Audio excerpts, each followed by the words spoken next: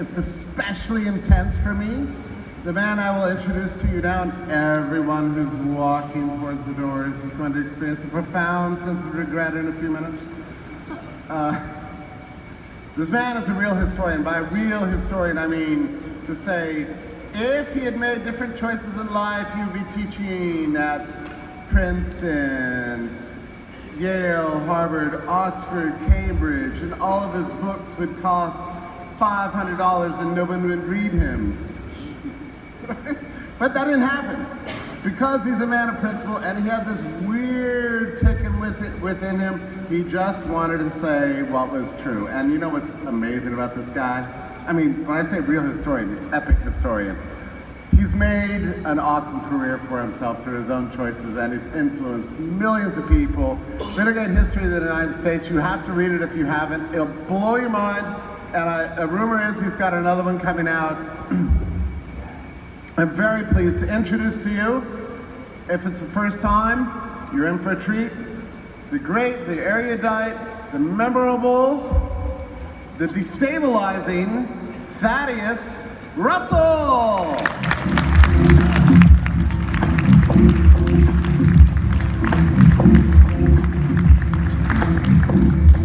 Yeah, I'm not going to talk about any of that shit.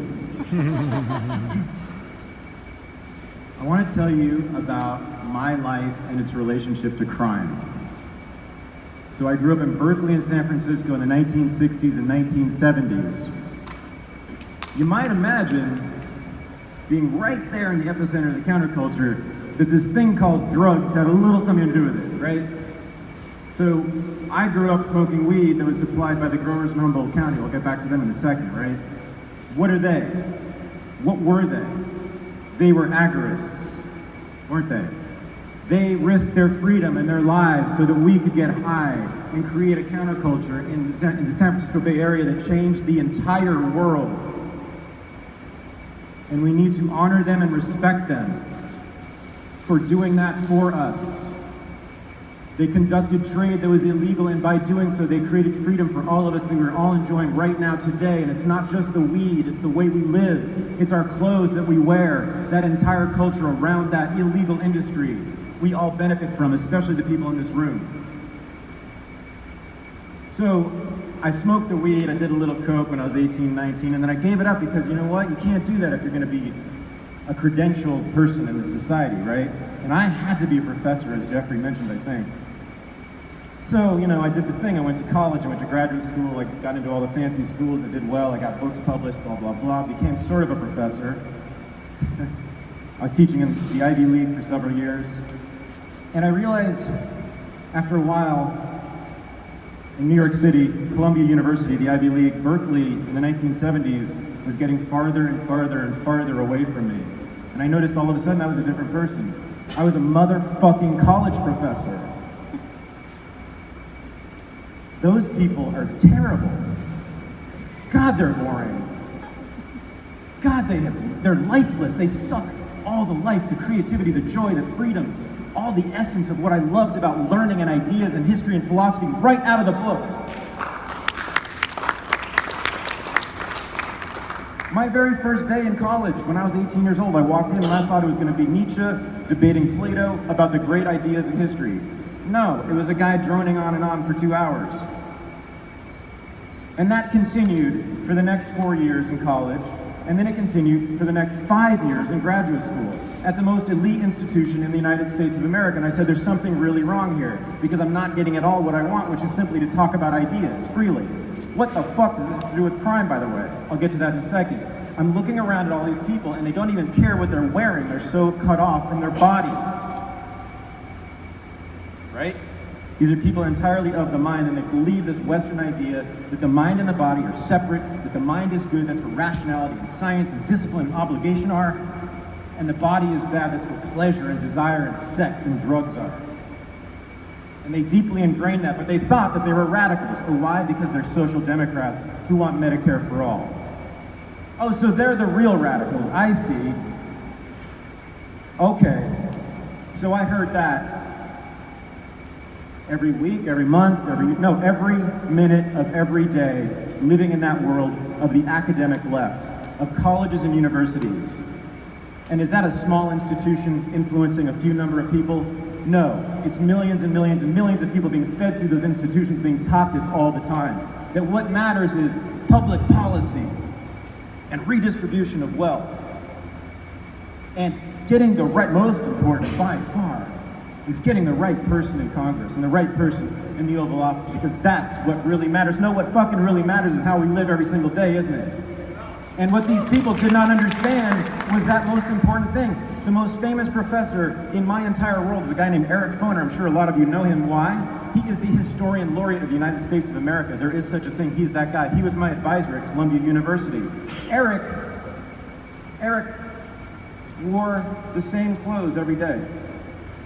He wore the same clothes he'd been wearing since the 1970s. When I saw him in a video store in the 1990s, he said to me, "Hey, what should I watch?"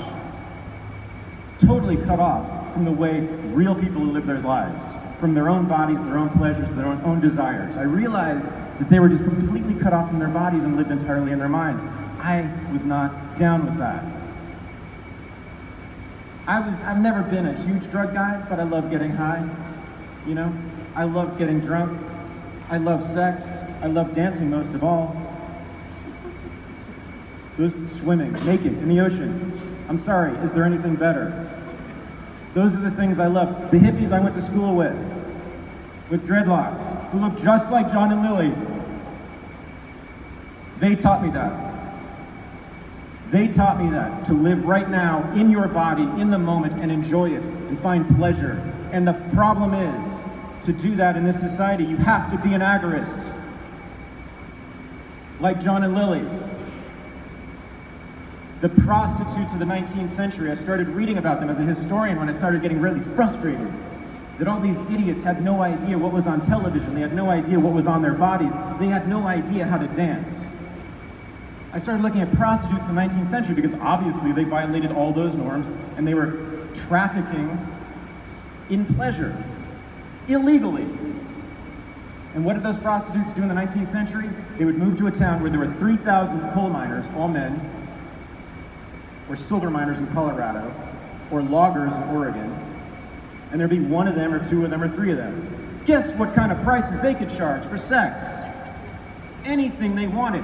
Guess what they did with that money? They bought their own property called a brothel. They then employed women and paid them better by 4 times, 10 times more than any other women were making in that country, in this country at that time. They had their own health care that they provided for their employees. It was the first healthcare system by employers in this country. Whores in the 19th century did that for their own employees. We're talking about women across the board. Oh, they needed security, didn't they? Because this was all illegal. By the way, they were agorists. They didn't know it, but they were agorists. So what did they do? They bought their own motherfucking guns and they used them to defend themselves. Oh, sometimes that didn't work. So they used the money they got from their illicit agorist activities to pay cops to be their own private security force. This is women. This is illegal whores. This is Jews and blacks and Cherokee women and Japanese women and Mexican women in Los Angeles and New York and Portland and Seattle. They created so much power in the 19th century. They were political forces in every city. You could not become the mayor of San Francisco unless Jessie Hayman, who was the biggest brothel owner, gave her blessing to you and her money. All of that earned illegally by women. They were agorists. Just like John and Lily. And Jason. And maybe some of you. Now, I would never, ever tell my son to do anything that John and Lily did. In fact, I would beg him to do the opposite. Because I know the cost of that kind of freedom. But because I know that that kind of freedom makes me more free, makes us all more free in the long run, makes this society a better society than the one in the 19th century,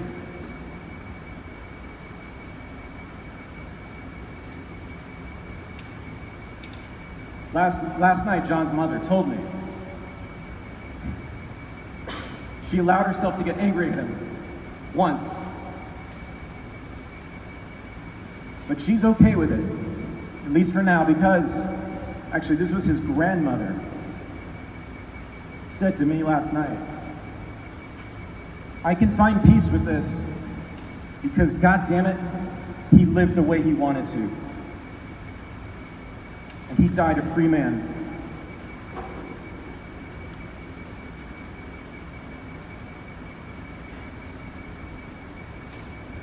So, I was in this bubble as a professor at Columbia University, hating the shit out of it. And I started lecturing about prostitutes who were agorists, who were the first real feminists in this country. I started lecturing about the immigrants during Prohibition who made gin in their bathtubs and then sold it to their neighborhoods. And then from the proceeds of that, established legitimate businesses. And went on to become very successful, very powerful people too. This country in the 1920s was full of agorists, people violating that law all the time. We gotta honor them and respect them. One more story and I'm gonna tell you what I'm gonna do in response to all this. There's a man named C.O. Chin. C.O. Chin. He lived in Canton, Mississippi in the 1930s, 1940s, 1950s, and 1960s. He was as black as coal. All right, that man had no chance, did he? A man that dark, a black man living in Mississippi in the height of Jim Crow, right? He's just a victim, isn't he? The story I'm about to tell you, right, is of him getting lynched, right? Getting hanged, right? Getting oppressed, getting denied the vote, right? Fuck that shit. Here's what C.O. Chin did. He saw that all these white people loved to listen to this R&B music. They loved them some R&B music. They called it nigger music, but boy did they love it. So he said, you know what I'm gonna do? I'm gonna open a nightclub in Canton, Mississippi. Because no one else would let Aretha Franklin perform in their fucking nightclubs. Aretha Franklin, a mediocre singer, could not get jobs in regular straight white clubs for a while during segregation, especially in the South. So C.O. Chin, by the way, there's an entire network of these nightclubs across the South. Aretha Franklin playing this nightclub in Canton, Ohio, Canton, Mississippi. Little Richard, Fats Domino, all of them. Fats Domino, Chuck Berry, they all came through there. He got rich off that. What did he do with the proceeds of that? Oh, he decided to become a victim and say, the white man has got his neck on my foot, on my neck, his boot on my neck. But they actually did in this case, not like the kids at Harvard and Yale who were talking about this. The white man, sure as shit, had their boot on his neck. He bought and managed for many years an illegal distillery. He was a bootlegger too. Distributed a lot of southern Mississippi with good moonshine. Okay, he wasn't done then because he found out that they had a possible new client, a new business opened up.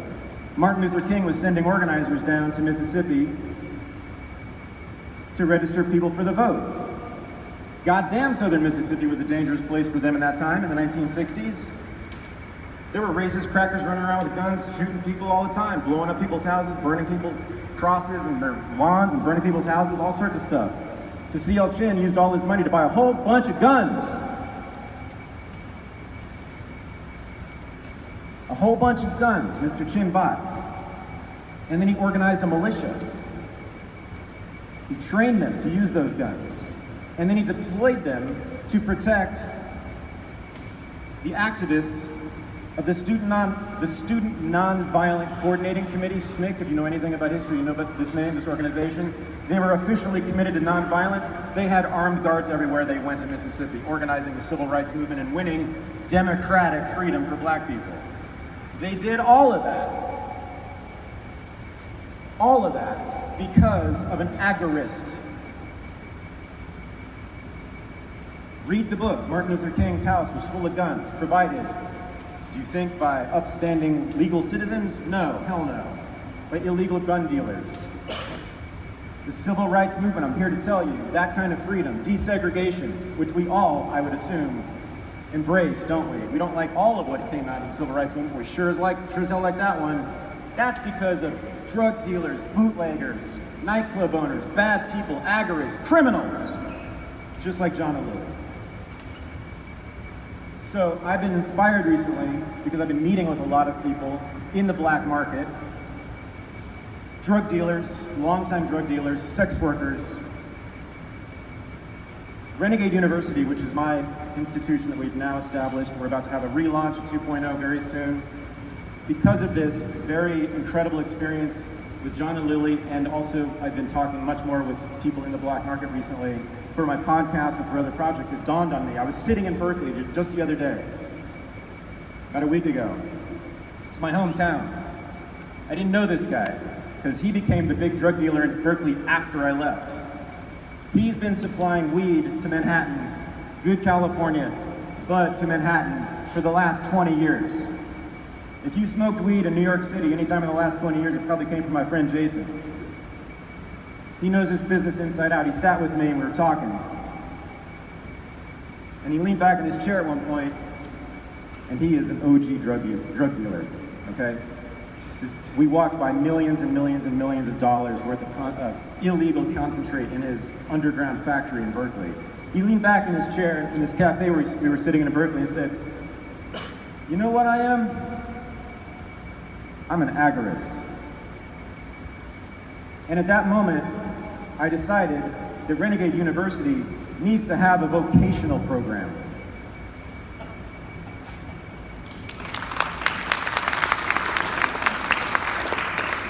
Until that moment, we were just going to be talking about American history, philosophy, economics, all great stuff.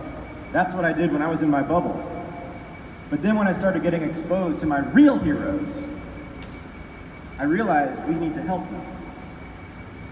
And so I'm announcing that Renegade University will be opening the School of Agorism. And we will begin the very first project that's already signed up. We have the best maker of cannabis concentrate in the country, who is just a scientist, but he was illegal for a long time and now he's legal. He's going to teach a course for us, and you can talk to him directly to learn how to do this, whether you want to make your own concentrate, the cartridges, or anything you use for concentrates for cannabis. Or, and of course we would never advocate that because it would be illegal and agorism, but if you wanted to use the information just theoretically, you could actually maybe sell it too. I will never, of course, that's a terrible thing to advocate, so I would never do such a thing. I'm just saying accidentally you might sell some things based on this information. Some of you, if you listen to my podcast, you know the name Maggie McNeil. She's a sex worker, activist, sex worker for many years. Genius, brilliant person, courageous. She's risking her freedom and her life every single day for us.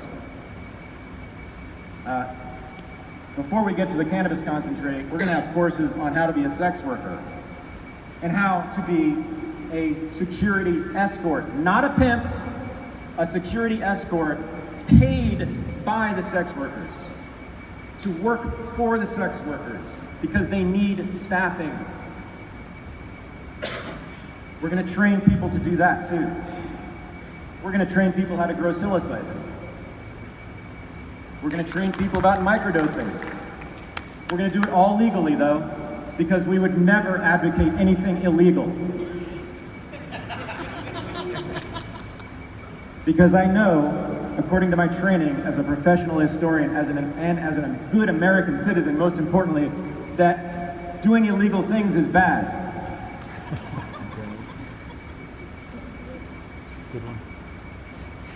So, we're also going to be training how to do security. If you make the terrible mistake of going fully black market, something I would never let my son do. And this is not funny, because I've been around death a lot lately. I know what's at stake for these people. I would never let my son do this, but those people are my heroes. So I'm just going to try to do what I can. So we're going to teach people also how to do security, because that's what John and Lily lacked. Sea Chin, those whores in the 19th century, the mafia that distributed the booze in the 20s, were they all nice people? Some of them are stone cold killers, and most of them are assholes. Most of them I would not want to hang out with at all. Did they make mistakes? Were they too reckless at times? Did they fly too close to the sun? Obviously, because a lot of them died. Many at the hands of the state, many in cages, many at the hands of the really bad people who were invited into black markets that you all know about. We want these people to be as safe as possible. They'll never be totally safe from the state or these evil people who are brought in by the state through the black market. But we want to do what we can to make them safe so this will never happen again. Or at least to mitigate the chances, the risks, for people who I think are our heroes and should be honored.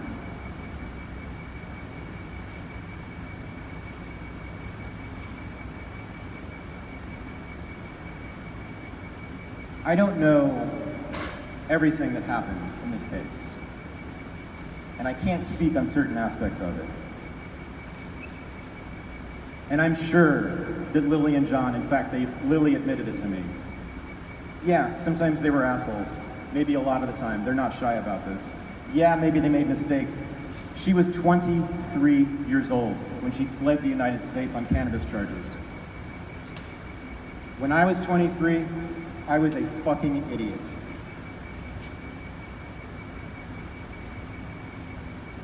I don't know all the ins, I don't know everything, but I am now pretty goddamn convinced still that she is my hero. And Jason Henza too. She is on the run from the Mexican government. They want a statement. She had nothing to do with John's murder, obviously. We just found out that the charges against Lily and John have been dropped, and they didn't know it. They were no longer on the run from the United States, and they did not know it. John died without knowing that he could have gone back to the United States. He died not knowing that he no longer faced extradition. Lily is $9,000 away from eliminating all the charges. Why did the prosecutors in Ohio decide to drop the charges? Because Lily and John were in hiding. They were a bunch of hippie criminals. Who gives a fuck about them, right, guys? Why?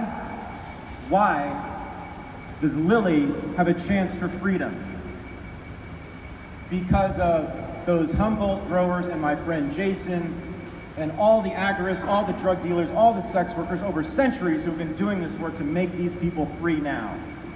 Legalization in Ohio and Michigan has come, and so the prosecutors are dropping the charges.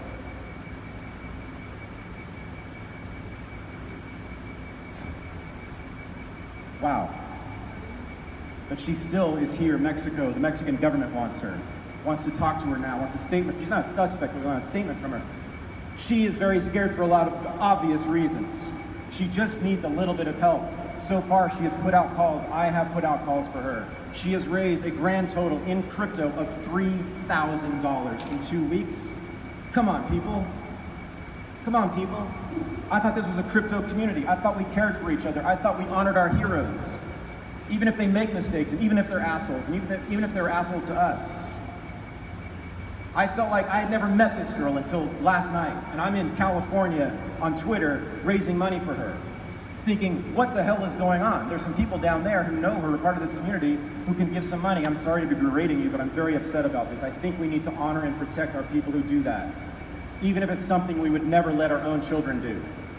And after talking to John's mother and John's grandmother last night, and knowing where he got the strength, let me talk about that for a minute.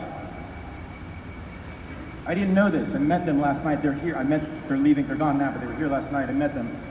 John's mother ran an auto parts service department in various dealerships all over the country for years. That's her career. What do you think that means about her knowledge of automobiles? It means this. When they were driving around, they were a poor working class family in Ohio, and their car would start to make a noise, a weird noise. They would stop the car, pull off the side of the road, the entire family would get out and replace the part and fix the car and keep driving. This woman could tear down an entire car and build it all the way back up by herself.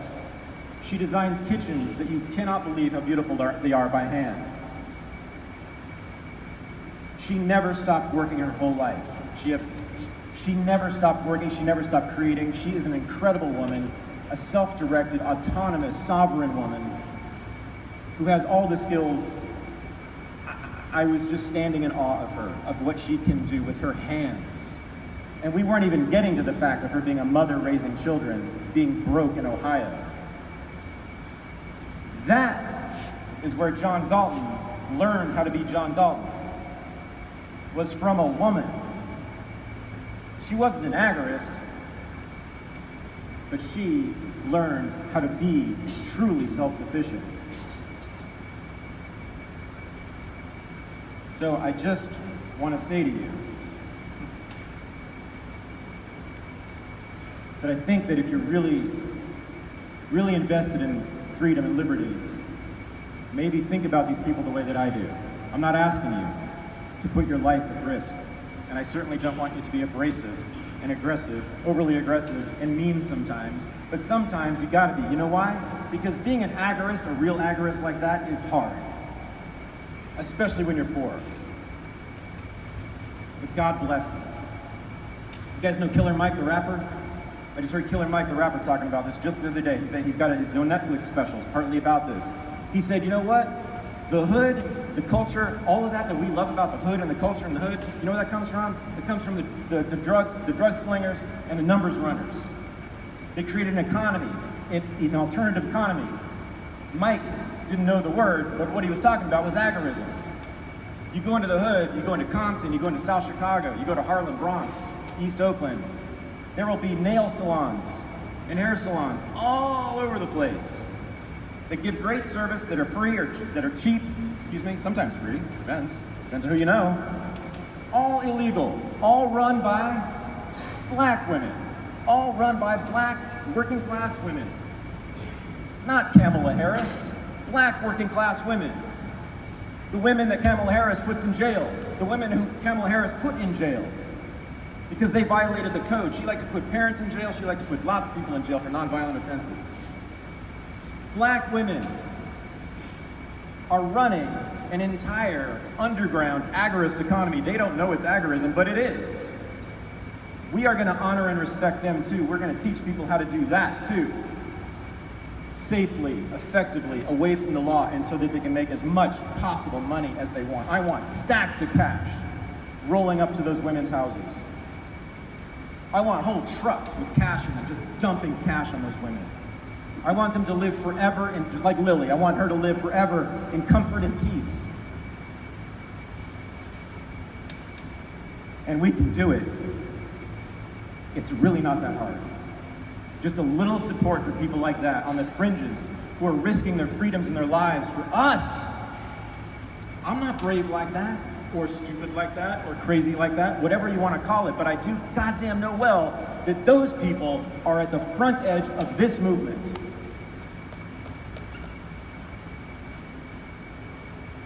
And I hope that you go tell the rest of the people at this conference that. And I hope that you help Lily. We don't have a formal campaign yet, but we will very soon. This is the first time I have ever asked for money on behalf of anyone else in my entire life, even though I used to be a socialist.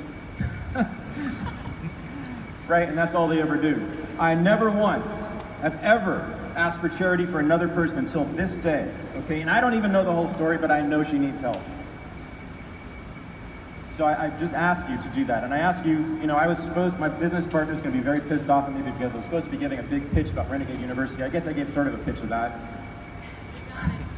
You can go online, we're gonna have a new website soon if you're interested in that. We're also going totally crypto because we fully fucking understand what's gonna happen to us, which is what's happening to media. We know they're coming for us, not yet, but we know they're coming up for us. We gotta go fully crypto, fully offline, we know that. We need your help. So I'm asking you for some help in two ways. To help Lily, I think, which will help you, and to help me, which I think will hopefully help all of us. Most of all, I want to say thank you for listening to me. I felt an energy here. I don't know exactly, but I felt like you really were listening to me. And I don't know, I'm really curious what you're thinking, and maybe I made some mistakes, and if I did, please tell me. I would love to hear from you. I don't have time for Q&A apparently, but please come to me and talk to me. I'd love to talk to you. I'm very curious what what's going on in your minds. And I usually do interactive stuff. I don't do this kind of thing. So I really would like to talk to you. But I didn't have a speech planned until I walked up here. This just came out of me. But I think it was the right speech, and I hope you agree. And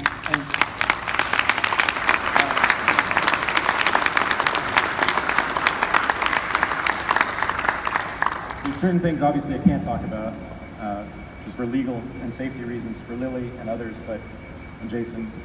But we can do it. We can do it. Those agorists, actually, over decades, those Humboldt growers. I just interviewed a Humboldt grower for my podcast, and you know what he said to me?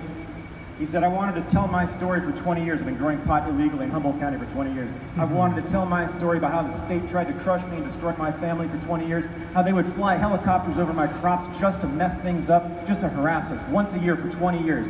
His daughter was born and raised on that cannabis farm in Humboldt County overlooking the Pacific Ocean. Those helicopters would come every single year, he said, and just to harass them, just to tell them that we are here watching you, boy, with your dreadlocks. He said to me, I couldn't tell my story for 20 years, but now I'm free, and now I will. And that's this episode this week. Joe, I want to honor those people, and I just want your help. Thank you very much.